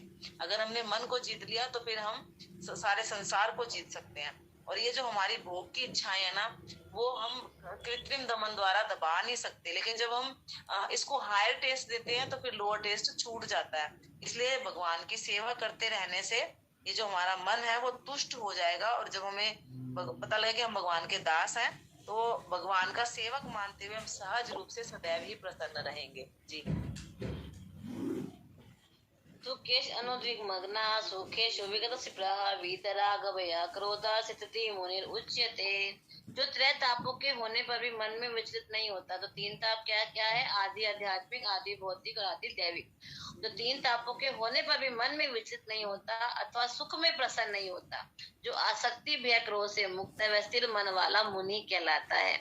मुनि का मतलब मौन नहीं है, मुनि का मतलब है कि जो हमेशा ही बोलता है, तो किसके लिए बोलता है, भगवान श्री कृष्ण का गुणगान करने के लिए, मन में भगवान का चिंतन करता रहता है।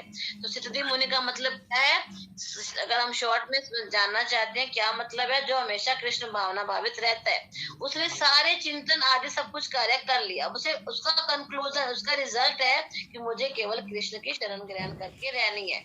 वासुदेव सर्वमिति समात्मा सुदुर्लभा, कि जो जानता है कि कृष्ण वासुदेव ही सब कुछ है, तो वह तीनों तापों को सहन कर लेता है, उसमें दुख भी नहीं होता और सुख भी नहीं, प्रसन्न सुख में वह प्रसन्न भी नहीं होता। और वीत राग भय क्रोध, इसमें आया है कि वीत माने मुक्त हो जाता, किससे, राग भय और क्रोध।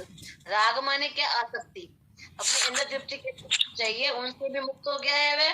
भय से किसी प्रकार कोई भय नहीं है, ना अपने शरीर के लिए, ना अपने धन के लिए, ना अपने परिवार के लिए, वह मुक्त हो गया और क्रोध से मुक्त होता है। इस प्रकार कृष्ण भावना में व्यक्ति में ना तो राग होता है ना विराग होता है, और अपना पूरा जीवन कृष्ण की सेवा में अर्पित कर देता है। उसके सारे प्रयास असफल होने पर भी वह गुस्सा नहीं होता। हम बुक डिस्ट्रीब्यूशन करने जाते हैं तो हम वहां जो भक्त होते हैं निराश हो जाते हैं कि माता जी कोई सेवा नहीं हुई, लोग दे नहीं रहे, लेकिन यहाँ लिखा है तो सिद्धि मुनि है वो क्या करता है, असफल होने पर भी वह खुद गुस्सा नहीं होता, चाहे विजय हो या ना हो। कृष्ण भावना भावित व्यक्ति अपने संकल्प का हमेशा पक्का होता है कि मुझे और डिस्ट्रीब्यूट करनी है बुक, मुझे और हरि नाम लेना है, मुझे और प्रचार करना है, चाहे रिजल्ट कुछ आए या ना आए। अगला श्लोक। यह सर्वत्र अनभिस्नेह तत्तत् प्राप्य शुभ अशुभम न विनंदन्ति न द्वेष्टि तस्य प्रज्ञा प्रतिष्ठिता। भगवान बहुत सुंदर स्थित प्रज्ञा के लक्षण बताते जा रहे हैं कि किसका मन संयमित है। इस भौतिक जगत में जो व्यक्ति ना तो शुभ की प्राप्ति से हर्षित होता है, ना ही अशुभ के प्राप्त होने पर उसे घृणा करता है, वह पूर्ण ज्ञान में स्थिर होता है। जैसे एक बच्चा होता है, जल्दी जल्दी खुश हो जाता है, दुखी हो जाता है, लेकिन बड़े क्या कहते हैं, नहीं, बच्चा का तो कोई नहीं, मन कंट्रोल में नहीं है इस वजह से, लेकिन बड़े अफेक्टेड नहीं होते। इसी तरह से हम सब जीव क्या है, भगवान के बच्चे हैं, है ना। हम बहुत जल्दी मतलब खुश हो जाते हैं अगर कुछ अच्छा मिल गया तो, और कुछ हमसे छीना गया तो हम दुखी हो जाते हैं। लेकिन भगवान क्या है, भगवान हमेशा ज्ञान में स्थिर रहते हैं। तो इसी तरह भगवान के भक्त भी ज्ञान में स्थिर रहते हैं। वो क्या करते हैं, कुछ मिले ना मिले, क्या कहते हैं, सुख है वो भी टेम्परेरी है, जाएगा, दुख है तो वो भी टेम्परेरी है, चला जाएगा। तो ये मानकर वो उससे अटैच नहीं होते, उसे डिटैच रहते हैं। इस वजह से यहाँ बताया कि हमें ये संसार जो है ना वो द्वंद्वों से पूर्ण है, लेकिन जब हम सब भगवान की सेवा में लगा देंगे तो धीरे धीरे हमें कुछ मिलने पर खुशी नहीं होगी, कुछ लेने लिए जाने पर दुख नहीं होगा। इस तरह से पूर्ण ज्ञान में स्थिर जो होता है वही समाधि है और वही भक्त का गुण है ये। जी। तो क्या क्या गुण आगे भक्त के? तीनों तापों में विचलित नहीं होता, हम नोट कर सकते हैं। और सुख में प्रसन्न नहीं होता, आसक्ति व्यय क्रोध से मुक्त होता है, ये लक्षण बताए। फिर माता जी ने अगले श्लोक में बताया कि जो शुभ अशुभ में, शुभ में हर्षित नहीं होता, अशुभ होने पर घृणा नहीं करता। वह भी किसके लक्षण है? स्थित प्रज्ञ मनुष्य के। आगे फिर बता रहे हैं, यदा संहरते चायम कुर्मा अंगानिव सर्वशा इंद्रियानि इंद्रिय अर्थे बेहतर प्रगा प्रतिष्ठिता। ये जिस तरह कछुआ अपने अंगों को संकुचित करके खोल के भीतर कर लेता है, उसी तरह जो मनुष्य अपने इंद्रियों को इंद्रिय विषय से खींच लेता है, पूर्ण चेतना में दृढ़ता पूर्वक स्थिर रहता है। तो बहुत ही सुंदर उदाहरण दिया कछुआ। कछुआ क्या करता है? जब जरूरत होती है तो अपने इंद्रियों को संकुचित कर लेता है अपने अंदर ही, और जब जरूरत होती है तो खोल लेता है। तो ऐसे जब भक्त को क्या करना है, जब भौतिक समाज में जाए अपनी सारी इंद्रियों को संकुचित कर ले। ना कुछ देखना है, ना कुछ खाना है, ना सुनना है, ना गाने सुनने, ना डीजे पे डांस करना है। लेकिन जब भक्तों के समाज में आए, खूब कीर्तन करना है, खूब नृत्य करना है और खूब प्रसाद भी पाना है। तो ये बता रहे हैं। तो इसलिए बताया गया है कि वह अपनी हमेशा इंद्रियों को क्या रखता है? नियंत्रण में रखता है। तो इस प्रकार का योग्य भक्त को इन जो हमारी इंद्रियां क्या है, सांप के जैसी है ना। तो हमें अपनी इंद्रियों को क्या करना है? एक सपेरे की भांति, जैसे सपेरा जितना प्रबल होगा सांप को उतना कंट्रोल कर लेगा। तो हमें अपने आप को इतना प्रबल बनाना है कि अपनी इंद्रियों को हम कंट्रोल में कर ले। जिस प्रकार से कछुआ किसी भी तरह अपने अंग को समेटता है फिर निकाल लेता है, कृष्ण भावना भावित व्यक्ति का एग्जाम्पल हमें याद रखना है। जब हम भौतिक समाज में जाए, संकुचित कर ले, कुछ नहीं सुनना, कुछ नहीं देखना, प्रजल्पा नहीं करनी। और जब भक्तों के समाज में जाएं, खूब नृत्य कीर्तन प्रसाद सब कुछ करें। तो इस प्रकार से प्रभुपाद यहाँ बता रहे हैं कि हमें एक कछुए की बात अपने इंद्रियों को हमेशा भगवान की सेवा में लगाए रखना है ना। जिस प्रकार जो कछुआ अपनी इंद्रियों को समेट के रखता है, हमें भी अपने इंद्रियों को समेट के रखना है। नेक्स्ट, विषयाविनिवर्तन्ते निराहारस्य देहिनः रसवर्जं रसोऽपि यस्य परम दृष्ट्वा निवर्तते। देहधारी जीव इंद्रिय भोग से भले ही निवृत्त हो जाए और उसमें इंद्रिय भोगों की इच्छा बनी रहती है, लेकिन उत्तम रस के अनुभव होने से ऐसे कार्यों को बंद करने पर वह भक्ति में स्थिर हो जाता है। तो हमारे में भोग की इच्छा बनी रहती है, लेकिन अगर हम बाहर से अपने सेंसेस को कंट्रोल कर भी लें, लेकिन मन के अंदर क्या है, उसकी तृष्णा चलती रहती है। लेकिन जब हमें हायर टेस्ट मिलता है तो फिर हम ऐसे कार्यों को बंद कर देते हैं और अपनी भक्ति में स्थिर हो जाते हैं। तो इसमें महाराज बता रहे थे कि जो हिरन है वो कान से सुनता है और उस म्यूजिक की तरफ भागता है। एक हाथी है, वो हथनी से उसको टच कराया जाता है तो इस वजह से वो गड्ढे में गिर जाता है और शिकारी इसको पकड़ लेता है। इस प्रकार से एक भौरा होता है, गंध की वजह से कमल के फूल में बैठता है, कमल का फूल बंद हो जाता है और वो उसी में मर जाता है। जो पतंगा होता है वो रोशनी की तरफ देखता है और आग से जल जाता है। जो मछली होती है वो जीभ से कुछ खाने का प्रयास करती है और कांटे में फंस जाती है और फिर वही उसकी मृत्यु का कारण बनती है। तो ये सारी जो हमारी सेंसेस हैं ये हमारे मृत्यु का कारण बनती हैं। अगर हम इनसे भगवान की तरफ मोड़ दें, आंखों से भगवान के दर्शन करें, तो हमें बाहर कुछ भी सुंदर दिखाई नहीं देगा। इस प्रकार प्रभुपाद बता रहे हैं कि जिसने कृष्ण के सौंदर्य का रसास्वादन कर लिया उसको जड़ भौतिक वस्तुओं में कोई रुचि नहीं रह जाती। तो किसी रोगी को कह दो कि आपको शुगर है, मीठा नहीं खाना, मान लो वो मान भी ले, लेकिन उसके मन में क्या रहेगा, मीठा खा लो, छुप छुप के कहीं कहीं वो खा लेगा। तो इस प्रकार से कह रहे हैं कि हायर टेस्ट जब तक नहीं मिलेगा तब तक हम लोअर टेस्ट नहीं छोड़ेंगे। बच्चे के हाथ से अगर चाकू लेना है तो उसको खिलौना हाथ में दोगे तो वो चाकू अपने आप से छोड़ देता है। इसलिए हमें भगवान की तरफ चलना चाहिए, भगवान की तरफ ही अपनी सारी सेंसेस को लगाना चाहिए। फिर हमें इतना इंटरनल सेटिस्फेक्शन मिलेगा कि आउटर एंजॉय का मन नहीं करेगा। यत्तो हि अपि कौन्तेय पुरुषस्य विपश्चिता इंद्रियाणि परमार्थीनि हरन्ति प्रसमं मनः। बहुत सुंदर बता रहे हैं यहाँ पर भगवान कृष्ण। कहते हैं अर्जुन, इतनी इंद्रियां इतनी प्रबल तथा वेगवान है कि वे उस विवेकी पुरुष के मन को भी बलपूर्वक हार लेती है जो उन्हें वश में करने का प्रयत्न करता है। तो इंद्रियां, लिखा इंद्रियाणि परमार्थीनि, इंद्रिया कितनी बहुत ही प्रबल है। अगर हम इसको कंट्रोल करने की कोशिश करेंगे तो फिर भी हमारी इंद्रिया बलपूर्वक हमारे मन को हर लेगी। तो हमें इंद्रियों को रोकना नहीं है, कंट्रोल नहीं करना, उसको टर्न करना है। है ना, राइट जाना है तो कहीं नहीं लेफ्ट चलना है, और लेफ्ट जाकर हमें उसे सेवा में लगाना है। जैसे महाराज बता रहे थे, जैसे कि प्रभुपाद भी बताते हैं कि हमें ये नहीं करना, हमें ये नहीं करना, हमें ये नहीं करना, तो हमें करना क्या है? व्यक्ति कहता है भौतिक संसार में लिप्त नहीं होना, आसक्तियां नहीं करनी, भय क्रोध नहीं करना, तो हमें करना क्या है? डोंट्स करते जाएंगे, डूज नहीं करेंगे, इंद्रियां फ्री हो जाएंगी, फिर वापस उन्हीं कार्य में लिप्त हो जाएंगी। तो हमें डूज पे भी ध्यान देना। तो जैसे यहाँ एग्जाम्पल दिया श्रील प्रभुपाद ने विश्वामित्र का। विश्वामित्र ने क्या किया कि ठीक है मैं योग कर रहा हूँ और मैं ध्यान करूंगा, और अपने इंद्रियों पर नियंत्रण करने की कोशिश कर रहे थे, लेकिन जब मेनका आई तो फिर उनका क्या हुआ, उन्हें उनके साथ विषय भोग में लगना पड़ा था। इसी प्रकार से सोबरी मुनि थे। सोबरी मुनि कहाँ गए थे? जल में चले गए कि मैं जल में जाकर तपस्या करूंगा, वहां मेरा कोई भटकाव नहीं होगा और मैं वहां पे अच्छे से ध्यान साधना कर पाऊंगा। लेकिन वहां मछलियों को रमन करते हुए देख के डाउनफॉल हो गया, और मानदाता की 50 इस लड़कियों से विवाह किया। तो मन को कंट्रोल नहीं करना है, मन को क्या करना है? कृष्ण की सेवा में लगाना है। तो यहाँ बता रहे कि कृष्ण की सेवा में बार बार हमें इंद्रियों को लगाना होगा। और अगर हमने भौतिक संसार का आसक्ति भय क्रोध हटाया, तो कहाँ लगाए अपने आसक्ति को, कहाँ लगाए अपने भय को, कहाँ लगाए अपने क्रोध को? कृष्ण के साथ। कि मैं ज्यादा से ज्यादा कृष्ण के लिए क्या करूं? हरि नाम लूं। क्या आसक्ति होनी चाहिए? ज्यादा भक्तों का संग करूं, ज्यादा कृष्ण प्रसाद ही पाऊं। और भय किस चीज का? कहीं मेरी भक्ति में मेरा डाउनफॉल ना हो जाए, कहीं मैं वापस इस भौतिक संसार में ना आ जाऊं।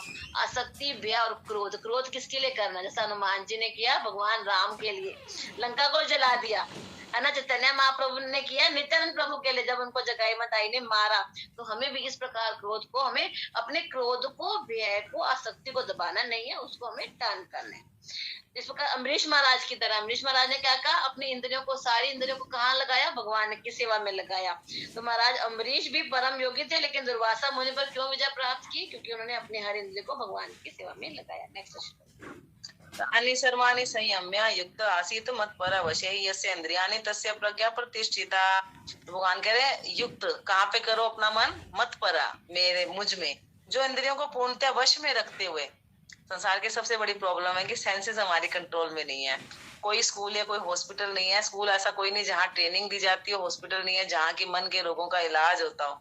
तो क्या कह रहे हैं? जो इंद्रियों को पूर्णतः वश में रखते हुए इंद्रिय संयमन करता है और अपनी चेतना को मुझ में स्थिर कर देता है, वह मनुष्य स्थिर बुद्धि कहलाता है। तो भगवान बता रहे हैं कि अगर हमें स्थिर बुद्धि करनी है तो इसलिए मन को, इंद्रियों को संयम में रखना है। और वो मन और इंद्रिया कैसे संयम में आएंगी? जब हम भगवान की सेवा में लगा देंगे इनको। जैसे राजा अम्बरीश का उदाहरण था, सुंदर श्रील प्रभुपाद बता रहे हैं, हाथों से सेवा कर रहे हैं, मंदिर मार्जन कर रहे हैं, पैरों से सत्संग में जा रहे हैं। जैसे आप लोग अब इस समय आंखों से भगवान के ग्रंथों को पढ़ रहे हो, कानों से श्रील प्रभुपाद से भगवान से सुन रहे हो। तो इस तरह से ये सारा जो अपना शरीर अंग सारे जो है भगवान की सेवा में लगाए। तो इंद्रियों को केवल कृष्ण की भक्ति में लगाकर ही वश में किया जा सकता है। जैसे कि अगर एक कमरे में आग लग जाए तो सारी वस्तुएं जल के राख हो जाती हैं। इसी प्रकार से जब हमारे हृदय में भक्ति रूपी अग्नि लग जाएगी तो हमारे सारे हृदय के कलमश जल जाएंगे। सिर्फ भक्ति ही ऐसा स्कूल है जहाँ पे ट्रेनिंग मिलती है सेंसेस को कंट्रोल करने की, और भक्ति ही ऐसा एक हॉस्पिटल है जहाँ पे मन के रोगों का इलाज होता है। जी, बहुत ही सुंदर श्लोक है। ध्यायतो विषयान पुंसा संगे तेषुपजायते संगा संजायते कामा कामात क्रोधो अभिजायते। हम कैसे, हमारा डाउनफॉल होता है, इस श्लोक में बताया गया। ध्यायतो विषयान पुंसा, पुंसा माने मनुष्य जब क्या करता है? इंद्रिय विषयों का ध्यान करता है। तो क्या ध्यान करता है? मैं ये खा लूं, मैं ये पी लूं, मैं यहाँ घूमने चला जाऊं, मेरे पास ऐसे कपड़े होने चाहिए, मैं ऐसे धन कमा लूं। तो क्या विषय है?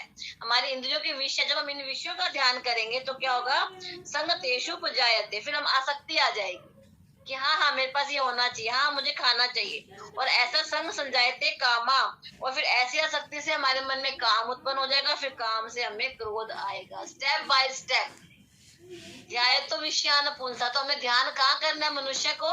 कृष्ण में। जब कृष्ण में ध्यान करेंगे तो फिर कृष्ण की सेवा के लिए हमारे मन में आसक्ति आ जाएगी।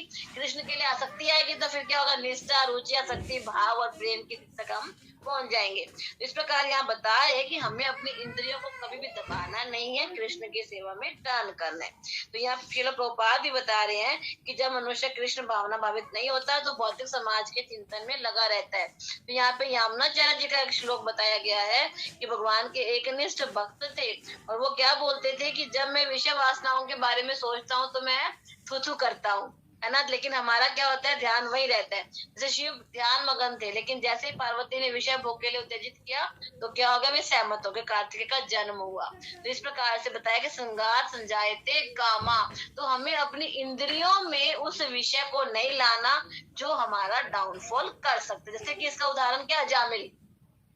अजामिल एक क्षण के लिए एक दृश्य देख के आया, वैश्य को रमन करते हुए देख के आया, घर पे आके उसके बारे में चिंतन करता रहा, चिंतन करता रहा, फिर इच्छा काम आ गई, काम से आसक्ति आ गई, आसक्ति से काम आया, फिर वो वहां से उसको लेकर आया, फिर विवाह किया, फिर उसका डाउनफॉल हो गया। तो हमें पहले ही स्टेप पे अपने आप को पकड़ लेना, जब हमारा मन गलत कार्यों के लिए चिंतन करे तभी हमें ध्यायते विषयान पुंसा, पुंसा माने मनुष्य जब ध्यान करता है विषयों का तब उसका डाउनफॉल होना शुरू हो जाता है, हमें स्टार्टिंग में ही। तो यहाँ बताया गया है, लेकिन कृत्रिम दमन के द्वारा अपने इंद्रियों को नहीं दबाना। प्रभुपाद हमें वार्न कर रहे हैं कि हम सोचे कोई बात नहीं, दब जा दब जा दब जा, नहीं, फिर वोल्केनो की तरह क्या करेगी, वो उबाल मारेगी और एकदम फट जाएगी और बहुत सारे गलत कार्य हम कर सकते हैं।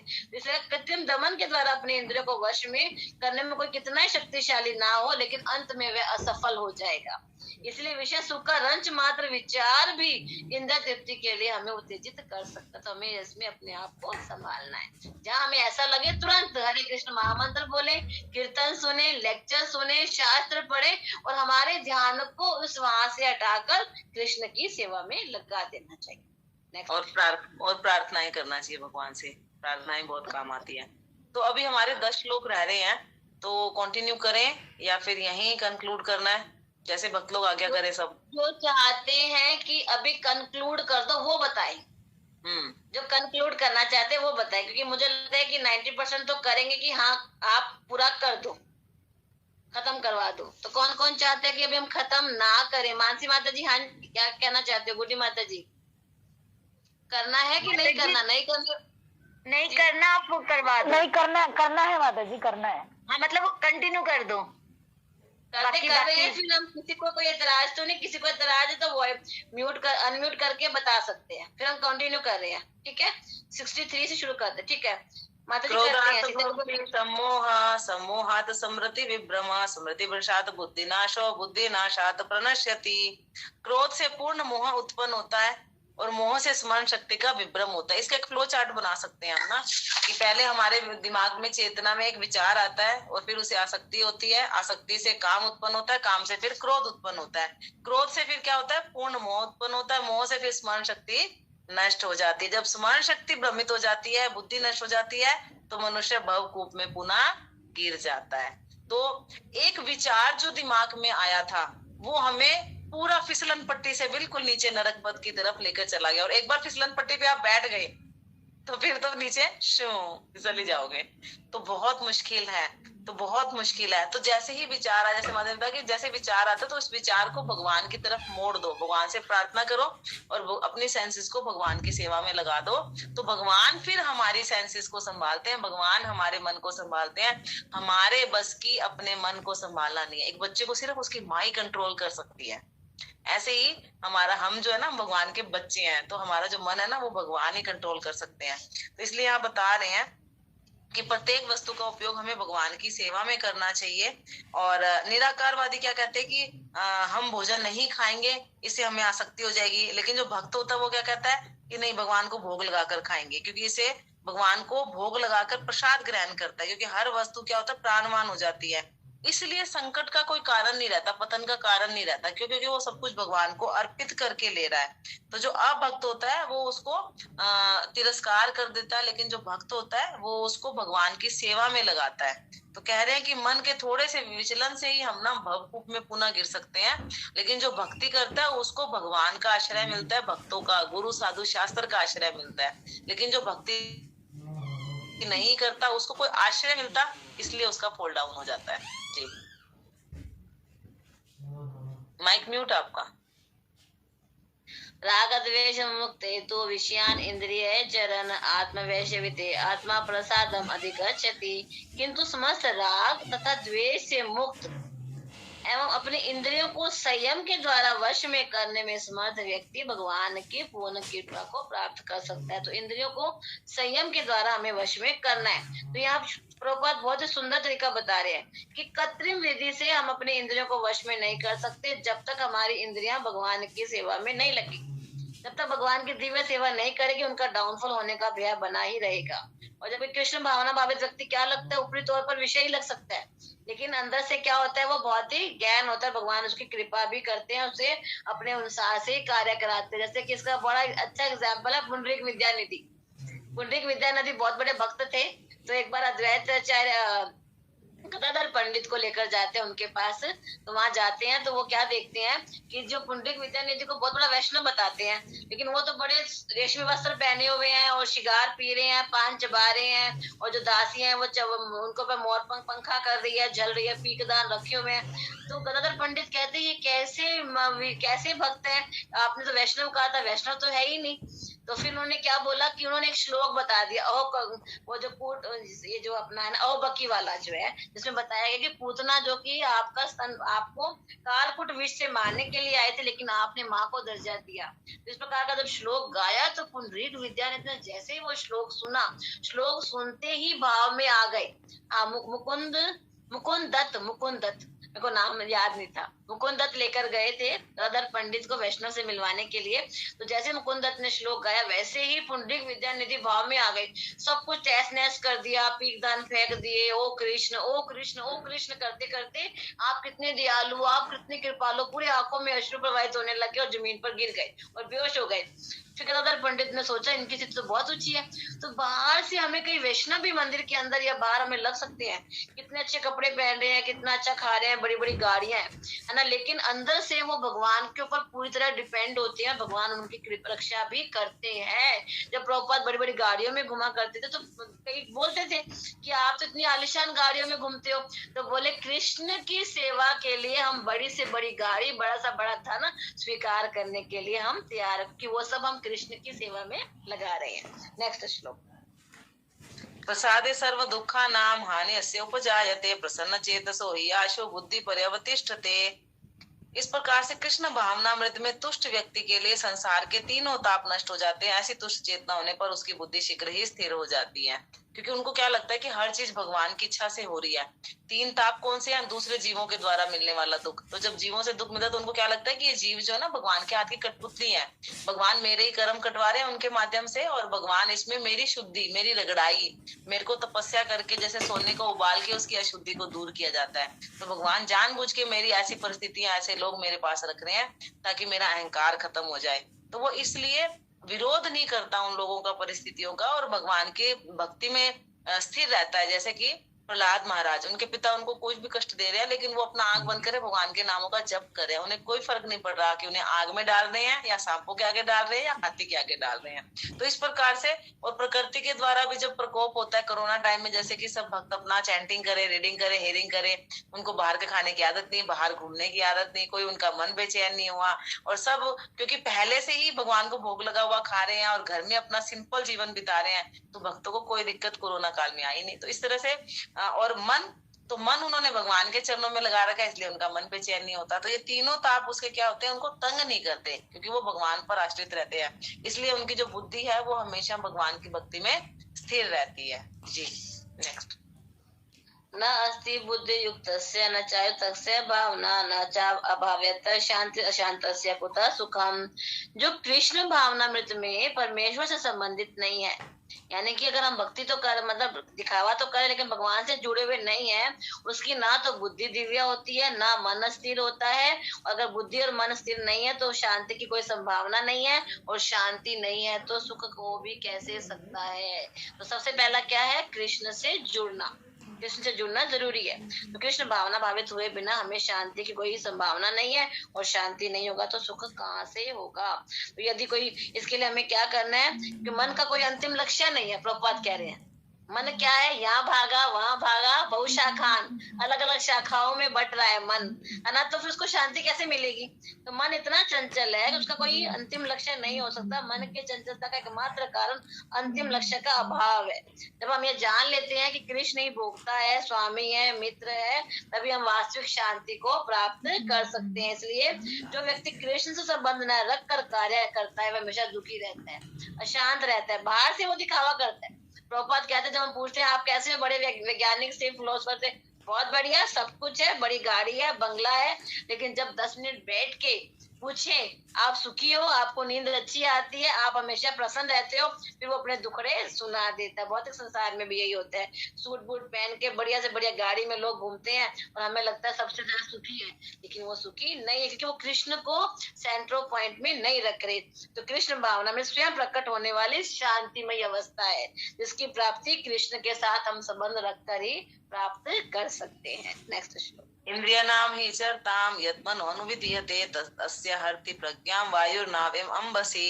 बहुत सुंदर हमें बता रहे हैं कि सेंसेस को कैसे कंट्रोल में कर सकते हैं भगवान। बहुत सुंदर ज्ञान लगातार एक के ऊपर एक दिए जा रहे हैं हमें। जिस प्रकार पानी में तैरती नाव को प्रचंड वायु दूर बहा ले जाती है, मतलब हवा का इतना तेज झोंका आता है कि नाव को ले जाता है, उसी प्रकार विचरणशील इंद्रियों में से हमारी सेंसेस क्या है, हमेशा विचरती रहती है। आंखें कहती है चलो कुछ अच्छा देखने चले, कान कहते हैं चलो कुछ अच्छा सुनने चले, मुंह कहता है चलो कुछ अच्छा खाने चले। तो कोई एक जिस पर मन निरंतर लगा रहता है, तो हमें देखना होगा कि हमारी कौन सी सेंस है जिसपे हमारा कंट्रोल नहीं है, उस सेंस का हमारे ऊपर है। मतलब हम उस अपने इंद्र के गुलाम हैं। जैसे मन किया कि चलो कुछ खाना है तो हम भाग लिए, इसका मतलब हमारी वीक पॉइंट क्या है, खाना। तो कोई भी हमें कह सकता है कि चल यार तेरे को वहां खिलाने चलता हूँ, और वो हमारा कुछ भी अभद्र या कुछ भी बुरा कर सकता है। क्यों? क्योंकि उसको हमारी कमजोरी पता है। तो माया को भी पता है हमारी कमजोरियां कहाँ कहाँ पर है। तो कह रहे कि जो इंद्री हमारी कमजोर होगी, जिसपे हमारा मन लगा होगा, वही मनुष्य की बुद्धि को हर लेती है। तो हमें बुद्धि को शास्त्रों के द्वारा स्ट्रॉन्ग बनाना है, सो दैट कि हमारी वीक सेंसेस क्या है, स्ट्रॉन्ग हो जाए। इसलिए यहाँ पे श्रील प्रभुपाद बता रहे हैं कि जो इंद्री भगवान की सेवा में नहीं लगेगी, वो खुद की तृप्ति करेगी, और खुद की तृप्ति करेंगे तो यहाँ फंसेंगे। जैसे अभी एग्जाम्पल आए थे कि मछली खाने के पीछे, हाथी स्पर्श के लिए, मच्छर जो है वो रोशनी को देखकर, और चूहा जो है वो स्मेल आती तो पिंजरे में पकड़ा जाता है ना। तो इस प्रकार से महाराज अम्बरीश ने अपनी सारी सेंसेस भगवान की सेवा में लगा रखी थी, इसलिए वो यहाँ से मन को कंट्रोल में करके भगवान की सेवा में करके वैकुंठ जा सके थे। जी। तस्मादस्य महाबाहो निगृहीतानि सर्वशा इंद्रियाणि इंद्रिय अथ व्यतस्य प्रगा प्रतिष्ठिता। अतः महाबाहु, जिस पुरुष की इंद्रियां अपने अपने विषयों से सब प्रकार से विरत होकर उसके वश में रहती है, उसकी बुद्धि निसंदेह स्थिर है। यानी कि उसे पता है कि मेरी आंखों ने देखना क्या है, मेरे कानों ने सुनना क्या है ना, मेरे हाथों ने करना क्या है, मेरे पैरों ने चलकर जाना कहाँ है। जो यह सब जानता है वह जानेगा, वो दृढ़ रहेगा, तो उसकी बुद्धि निसंदेह स्थिर है। तो इस प्रकार कृष्ण भावनामृत के द्वारा ही हम अपने सारी इंद्रियों को भगवान की सेवा भक्ति में लगा कर ही जो ये बलवती जो हमारी इंद्रियां, उसको हम काबू में कर सकते हैं, दमन कर सकते हैं, उसको दबा सकते हैं। जिस प्रकार शत्रु का दमन श्रेष्ठ सेना, अच्छी सेना के द्वारा होता है, उसी प्रकार हमारी इंद्रियां कैसे दब पाएगी, जब हम अपने प्रयास से नहीं, प्रार्थना के द्वारा, गुरु की कृपा के द्वारा भगवान की सेवा में जब हम लगाते हैं। और यदि जो अपने हृदय में बसा लेगा कि मुझे कृष्ण भावनामृत में सारे कार्य करने हैं, अपनी सारी इंद्रियों को, 10 इंद्रियों को मन के समेत 11 के 11 को हमें भगवान की सेवा में लगाना है। और प्रभुपाद क्लियर बता रहे, इस कला का आरंभ कहाँ से होगा, परमान्य गुरु की शरण ग्रहण करके, अर्थात श्रवण के माध्यम से। जब हम सुनेंगे इन सब के बारे में कि नहीं ऐसे ऐसे डाउनफॉल होगा, तो हमें अपनी आंख को कहाँ लगाना है, हाथ को कहाँ लगाना है, जब गुरु हमारा मार्ग निर्देशन करेगा, तभी हम अपने इंद्रियों को कंट्रोल करेंगे, हमारी बुद्धि स्थिर रह सकती है। अगला श्लोक। या निशा सर्वभूतानां तस्यां जागृति संयमी यस्यां जागृति भूतानि सा निशा पश्यतो मुने। जो सब जीवों के लिए रात्रि है वह आत्म संयमी के जागने का समय है, और जो समस्त जीवों के जागने का समय है वह आत्म निरीक्षक मुनि के लिए रात्रि है।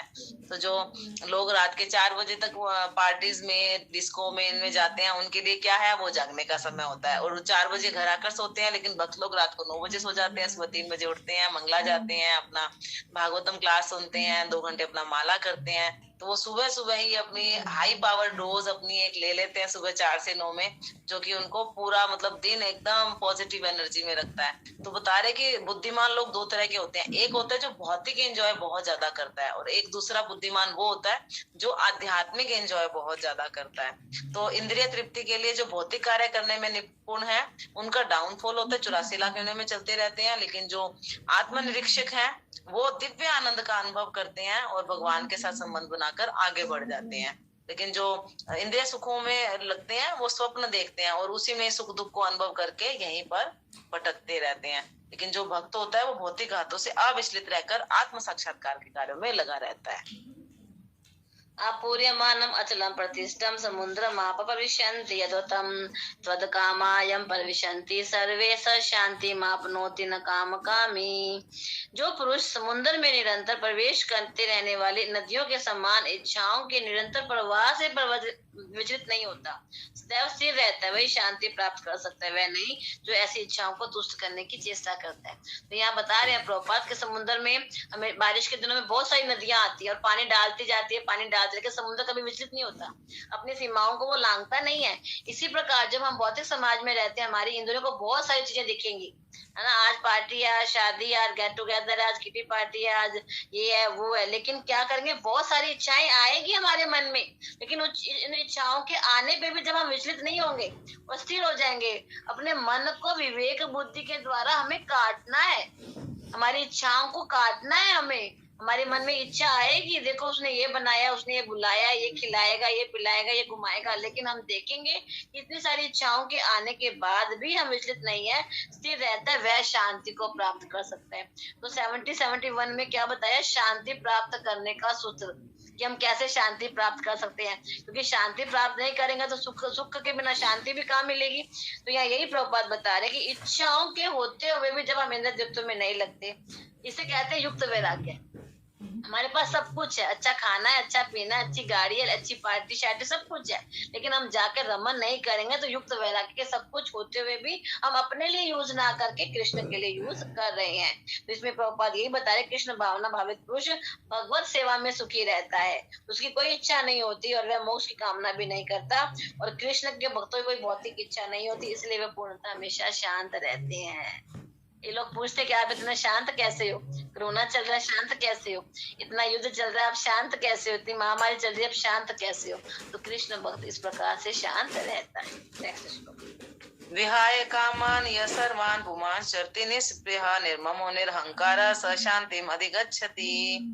जिस व्यक्ति ने इंद्रिय तृप्ति की समस्त इच्छाओं का परित्याग कर दिया है, मतलब उसकी कोई भौतिक मटेरियल सेंस सेटिस्फेक्शन की कोई डिजायर नहीं है, जो इच्छाओं से रहित होता है, जिसने अपनी सारी ममता त्याग दी है, जो अहंकार से रहित है, वही वास्तविक शांति को प्राप्त कर सकता है।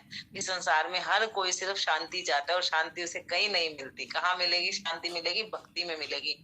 तो भक्ति के द्वारा हम अपनी इंद्रिय तृप्ति की इच्छाओं को चेंज कर सकते हैं। अभी हम कुछ देखना, अच्छा देखने को चाहिए तो भगवान को देखें, अगर कुछ अच्छा सुनने का मन कर रहा है तो कीर्तन सुने, है ना, तो बाहर का भी सेटिस्फेक्शन, इंटरनल भी सेटिस्फेक्शन होगा हमें। तो यहाँ पे बता रहे हैं कि शरीर को मिथ्या ही आत्मा माने बिना, संसार की किसी भी वस्तु में कल्पित स्वामित्व का भाव रखे बिना कृष्ण के नित्य दास के रूप में अपनी स्थिति को जानना। क्योंकि अर्जुन जो है वो आत्म तुष्टि के लिए युद्ध नहीं करना चाहता था, लेकिन भगवान क्या कह रहे हैं कि तुम मेरी तुष्टि के लिए लड़ो, और फिर वो अर्जुन भगवान के लिए लड़ा। तो वास्तविकता में जैसे कहा ना, इच्छाओं से रहित होना, तो इच्छा शून्य कोई नहीं हो सकता, ना इंद्रिय शून्य हो सकता। अपनी इच्छाओं की गुणवत्ता को बदलना है, दिशा को ट्रांसफर करना है, अपने लिए ना बनाकर भगवान के लिए बनाना है, भोग भगवान को खिलाकर और फिर प्रसाद खाना है।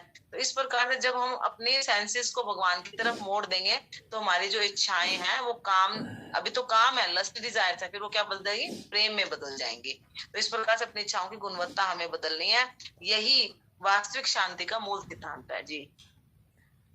एषा ब्राह्मी स्थिति पार्थ नयनाम पाप विमुह्यति स्थित्वास्याम अंतकाले अपि ब्रह्म निर्वाणम रिच्यति। यह आध्यात्मिक तथा ईश्वरीय जीवन का पथ है, जिसे प्राप्त करके मनुष्य कौन सा जीवन के लिए बात कर रहे हैं? स्थित प्रज्ञा व्यक्ति की, जिसकी बुद्धि स्थिर है, जो कृष्ण की सेवा में लगा हुआ है। तो यह रास्ता कैसा है? यह आध्यात्मिक तथा ईश्वरीय जीवन का पथ है, जिसे प्राप्त करके मनुष्य मोहित नहीं होता, और यदि कोई जीवन के अंतिम समय में भी इस तरह स्थित हो जाए तो भगवत धाम में प्रवेश कर सकता है। नियाभिक्रम नाशो अस्ति प्रत्यवाव न विद्यते सुअपि अल्पस्य धर्मस्य, कि जरा सा भी। तो यही भगवान अर्जुन को बता रहे हैं कि कहते हैं कि जो ये रास्ता है ये बहुत अच्छा रास्ता है, मनुष्य मोहित नहीं होगा। कौन सा रास्ता? स्पिरिचुअल पाथ, स्पिरिचुअल पाथ है वो बहुत ही अच्छा है, तो उससे मोहित नहीं होता। स्पिरिचुअल पाथ पर अगर हम लास्ट में भी अंत काले च मामेव स्मरण मुक्त्वा कलेवरम, भगवान आगे बोलेंगे अर्जुन को कि जो अंत समय में मेरे नाम का स्मरण करता है तो भगवत धाम को जाता है। तो अंत समय में भी अगर वो इस प्रकार से स्थित हो जाता है तो भगवत धाम में प्रवेश कर सकता है। खटवांग महाराज का एग्जाम्पल दे रहे हैं प्रभुपाद। खटवांग महाराज बहुत बड़े राजा थे, देवताओं की तरफ से युद्ध लड़ा करते थे। बहुत बड़ा युद्ध लड़ने के बाद जब उनको कहा कि तुमने हमारी बड़ी हेल्प की, तुम्हें क्या चाहिए, तो खटवांग महाराज ने बोला कि बस मुझे एक बार बताओ मेरे मृत्यु में कितना टाइम है। उन्होंने बोला कि यहाँ के मतलब देवताओं के स्वर्ग लोक का कुछ क्षण, बस कुछ ही क्षण। तो उन्होंने कहा ठीक है, यहाँ का कुछ क्षण है तो पृथ्वी के कुछ मिनट है, तो आप मुझे तुरंत पृथ्वी भेज दो। और वहां जाके भगवत नाम में लग गए और भगवान का नाम लेते लेते शरीर का त्याग किया, भगवत धाम पहुंच गए। तो प्रॉपर एग्जाम्पल भी दे रहे हैं हमें, खटवांग महाराज की तरह हमें अपने जीवन का लक्ष्य, सिद्ध प्रज्ञा थे ये, जीवन का लक्ष्य जानते थे कि मुझे कृष्ण को प्राप्त करना है, कृष्ण की शरण लेनी है, और नहीं तो मैं अगले जीवन में फिर भटक जाऊंगा, मुझे पृथ्वी पे छोड़ दो। मुझे वो हरि नाम में लग गए थे और भगवत नाम को प्राप्त किया। तो यहाँ प्रभुपाद बता रहे हैं कि बौद्ध दर्शन में क्या कहते हैं कि अब जब हमारा जीवन खत्म होता है तो कुछ नहीं बता, शून्य। लेकिन हम भगवत गीता की शिक्षा क्या है, एक जीवन खत्म हुआ, नया जीवन मिल गया, फिर नया जीवन, इस प्रकार से पुनरपि जन्मन पुनरपि मरणम चलता रहेगा। लेकिन अंत समय में जो कृष्ण की सेवा में, कृष्ण के नाम में लग जाता है, वह प्रभुपाद कह रहे हैं कि वह भगवत धाम में प्रवेश कर सकता है। तो भगवत धाम तथा भगवत गीता में कोई अंतर नहीं है। तो अगर हम भगवत गीता में अच्छी तरह से लग जाते हैं तो हम भगवान के धाम ऑटोमेटिकली पहुंच जाएंगे। तो ये भगवत गीता के अध्याय में हमने कर्म योग भी किया, ज्ञान योग भी किया, और लास्ट में भक्ति योग आ गया है। इसलिए आगे अब क्या करेंगे कि भगवान हमें कर्म योग कैसे करना है। कर्म पहले अर्जुन को यहाँ क्या बताया कि हमें कर्म करना है, अगर कर्म के द्वारा फिर हमें कैसे जुड़ना है भगवान से वो बताएंगे। इस प्रकार से हम आगे बढ़ते रहेंगे। इस प्रकार श्रीमद् भगवद गीता के द्वितीय अध्याय गीता का सार का भक्ति वेदांत तात्पर्य पूर्ण। भगवद गीता की जय, भगवान की जय, एकादशी महोत्सव की जय, गीता जयंती की जय, आप सब गौर भक्त वृंद की जय, आप सब गौर भक्त वृंद की जय, आप सब गौर भक्त की जय। निताई गौर प्रेमानंदे, हरि हरि बोल।